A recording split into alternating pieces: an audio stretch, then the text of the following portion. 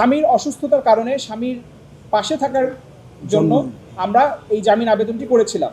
যে কারণে তার জামিন চাওয়া, সেই কারণটি এখন আর এক্সিস্ট করছে না। তার স্বামী ইতিমধ্যে ইন্তেকাল করেছেন, যে তাহলে আর এখন আমার জামিন পেয়েই বা কী হবে। সাবেক মন্ত্রী ডক্টর দীপু মনি এই ট্রাইব্যুনালে যেই মামলায় গ্রেফতার হয়েছেন, আটক আছেন, এই মামলায় তার বিরুদ্ধে 2024 সালের অক্টোবর মাসে ওয়ারেন্ট ইস্যু করা হয় এবং তারপরে ওনাকে এই মামলায় গ্রেফতার দেখানো হয় এবং উনি আজ পর্যন্ত এই মামলায় উনি আটক আছেন। ট্রাইব্যুনালের আইনে একটা বিধান আছে, 1 বছরের মধ্যে যদি তদন্ত সম্পন্ন না হয় তাহলে ট্রাইব্যুনাল আসামিকে জামিন দিতে পারেন এবং যদি ট্রাইব্যুনাল সন্তুষ্ট হন তাহলে আরও 6 মাস এই মেয়াদ বৃদ্ধি করতে পারেন। আমরা এই 1 বছর 6 মাস অতিক্রান্ত হওয়ার পরে গত 26 এপ্রিল 2026 তারিখে ডাক্তার দীপু মনির পক্ষে একটা জামিন আবেদন ট্রাইব্যুনাল দাখিল করেছিলাম। আমাদের জামিন আবেদনের মূল যে কারণটা ছিল সেটা হচ্ছে ডাক্তার দীপু মনির স্বামী, তিনিও বাংলাদেশ সুপ্রিম কোর্টের একজন সিনিয়র আইনজীবী ছিলেন, জনাব তৌফিক নেওয়াজ। তিনি গত প্রায় 7 বছর যাবৎ বাকশক্তি এবং চলন শক্তিহীন অবস্থায় তিনি অসুস্থ অবস্থায় ছিলেন। Lily whip shea mystic glowing body wash, secret to ultimate glow. শুধুমাত্র তিনি চোখের ইশারায় কমিউনিকেট করতে পারতেন তার স্ত্রীর সাথে বা ফ্যামিলি মেম্বারদের সাথে।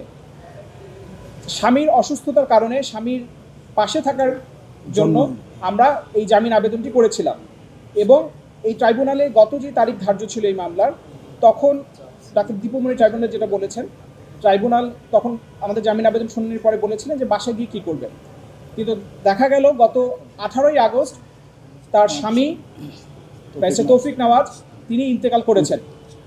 সুতরাং সেই কারণে অনেকটা আবেগ আপ্লুত হয়ে ডাক্তার দীপু মনি আজকে ট্রাইব্যুনালে বলেছেন যে কারণে তার জামিন চাওয়া, সেই কারণটি এখন আর এক্সিস্ট করছে না। তার স্বামী ইতিমধ্যে ইন্তেকাল করেছেন। সুতরাং তিনি এই প্রশ্নটি ট্রাইব্যুনালের সামনে রেখেছেন যে তাহলে আর এখন আমার জামিন পেয়েই বা কী হবে।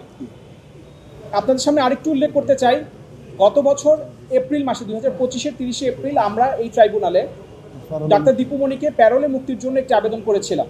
প্যারোল মুক্তির নীতিমালা 2016 অনুযায়ী এই আবেদনটা আমরা করেছিলাম যে তার স্বামী তখন একটি অপারেশন হওয়ার কথা ছিল। সেই অপারেশনের সময় ডাক্তার দীপু মনি শুধু তিনি একজন আইনজীবী নন, তিনি একজন চিকিৎসক, সেই হিসেবে অন্তত তার অপারেশনের সময় তার স্বামীর পাশে থাকার আবেদন করে আমরা একটি দরখাস্ত করেছিলাম।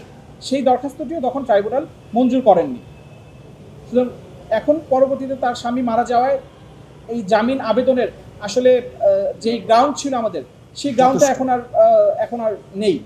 সে কারণে উনি আবেগ আপ্লুত হয়ে ট্রাইব্যুনালে তার কথাগুলো আজকে উপস্থাপন করেছেন। এই আবেদনটি আমরা উনি প্রত্যাহার করতে চেয়েছেন, কিন্তু ট্রাইব্যুনাল এটা পরবর্তী তারিখে আবার শুনানির জন্য রেখেছেন। ডাক্তার দীপু মনির স্বামী ব্যারিস্টার তৌফিক নেওয়াজ, তাদের 39 বছরের বৈবাহিক সম্পর্ক ছিল। গত 18ই আগস্ট তিনি ইন্তেকাল করেছেন, যে কারণে স্বামীর পাশে থাকার জন্যই উনি যেহেতু জামিনের আবেদন করেছিলেন এবং তার স্বামী যেহেতু ইতিমধ্যে ইন্তেকাল করেছেন, সে কারণে অত্যন্ত দুঃখ ভারাক্রান্ত হৃদয়ে আবেগ আপ্লুত হয়ে তিনি ট্রাইব্যুনালে বলেছেন যে তিনি তার জামিন আবেদন প্রত্যাহার করতে চান।